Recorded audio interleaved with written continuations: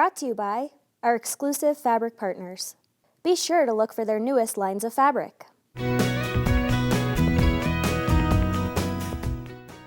Hi, I'm Diane Harris with Quiltmaker Magazine, and this is Quiltmaker's Block Network. Today we're going to make a block called Bar None. It's number 66. It's a block I designed for Quiltmaker's 100 Blocks Volume 1. We're going to play around with scrappy fabrics in this block and see how to get enough variety when you use just one color. For this block, you'll need 2 prints with white backgrounds. We call those black on white, and 2 white on black backgrounds, and 4 assorted blue print fabrics. You'll find the cutting dimensions for this block on the right-hand side of your screen, and if you'd like to jot those down, just pause the video now. So here we have the patches for 1/4 of the block, or 1 of the 4ths. And they're laid out like this. It's a very straightforward block. The one thing you really want to pay attention to, though, is your seam allowance. Each time you sew one of these together, you want to measure and make sure it's coming out correctly, because when all 5 of these are joined, they need to be the same length as this strip.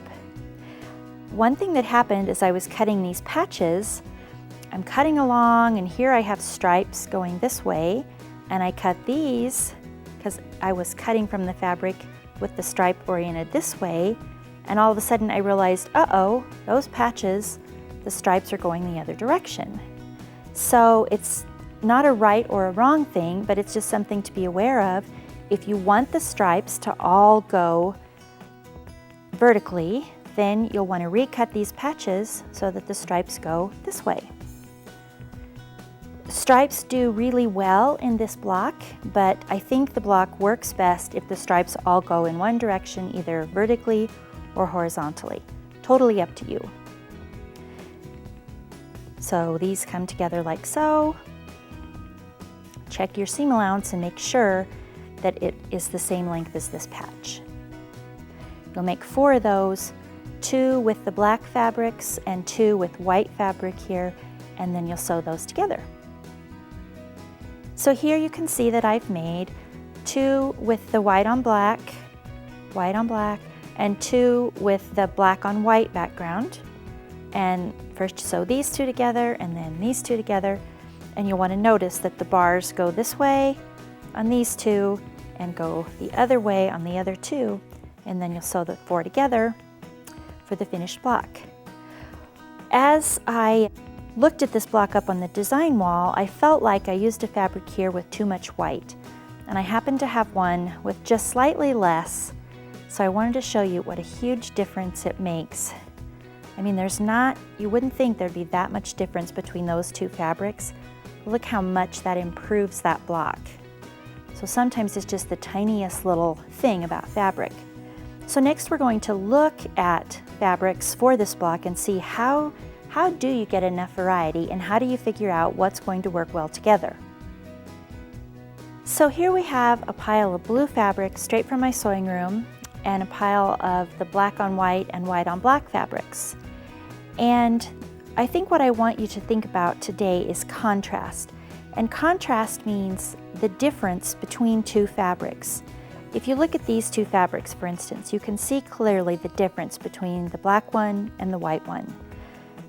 If you look at, for instance, these 2 fabrics together, there's not as much contrast. So in this block, you want to be sure that you have enough contrast. The first thing that I do for one block is to pick out the black and white fabrics.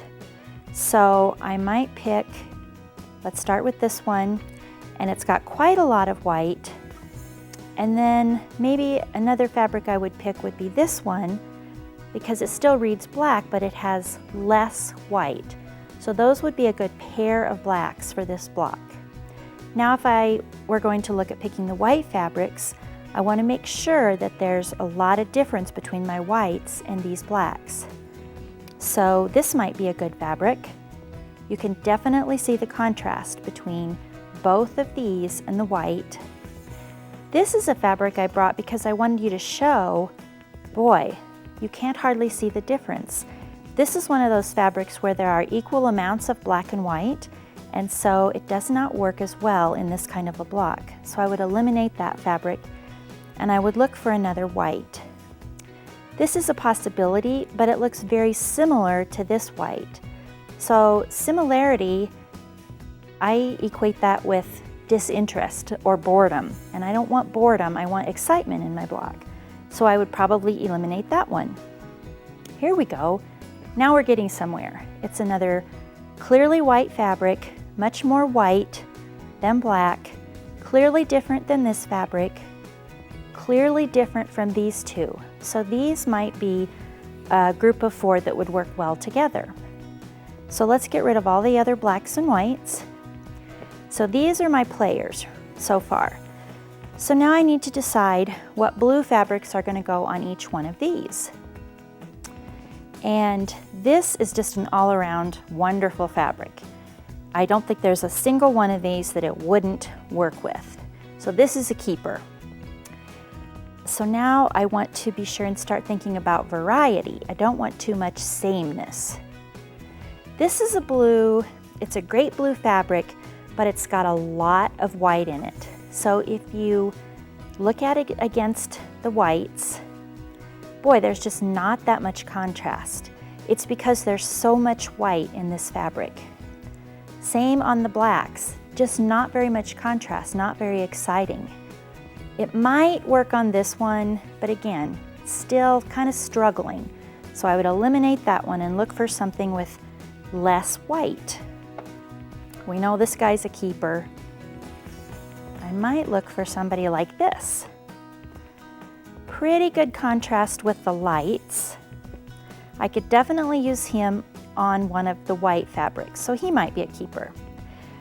I like different blues in a quilt. For instance, if it's a blue and black and white quilt, I don't want all the blues the same.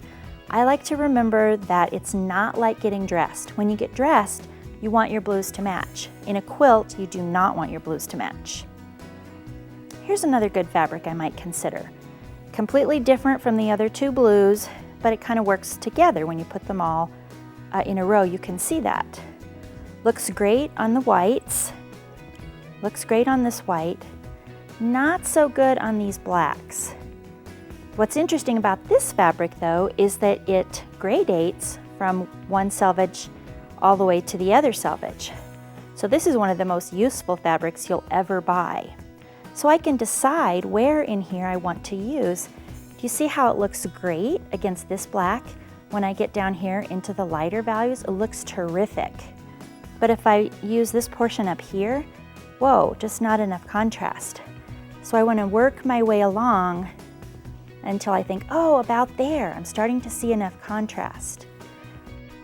This one, since it has more white, I'd have to sort of play with it and see if it would work on that one. But you're always thinking about contrast. You want to be able to see the difference between the fabrics in the block. And then I would work to find, I might decide on 2 blues. I would just play around until I was happy with it. So that gives you a little bit of an idea.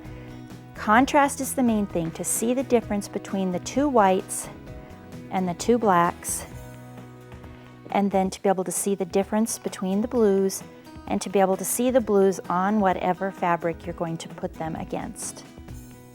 I wanted to show you these fabrics because while they are wonderful black and white fabrics, they're some of my very favorites. They really don't work in this block because of the scale. You can see if I cut this into a little 1.5 inch strip, boy, I'm not going to get much interest or excitement there. They're just so large. This is one of our keepers and you can see the difference in the scale. So while these are wonderful fabrics, graphic and fun, they're probably not the right fabrics for this particular block where the patches are small. So once again, here's your finished bar none block. So what happens if you take the bar none block and play around with it? This first example just repeats the blocks 3 by 3, so you have a total of 9. And you can see even just this is an interesting quilt. And the way to make it interesting is to use a real variety of fabrics in your blacks and your whites and your blues. And the next option is we still used the same blacks and whites, but we put rainbow blocks in. So there are red blocks and yellow blocks and blue blocks. We used every color in the color wheel. For this third option, we used purple fabrics in the backgrounds. So we used everything from very light lavender to very deep royal purple for the backgrounds. And then all of the bars are yellows, everything from soft, buttery, morning sunshine yellow to deep dark gold. You'll find bar none and 99 other beautiful blocks in Quiltmakers 100 Blocks, Volume 1. Thanks for being with me today, and I hope to see you next time on Quiltmakers Block Network. We're going to see how to get enough variety. Didn't I say you didn't say it? Okay. Oh, and I think I was probably jumpy too. Calm down.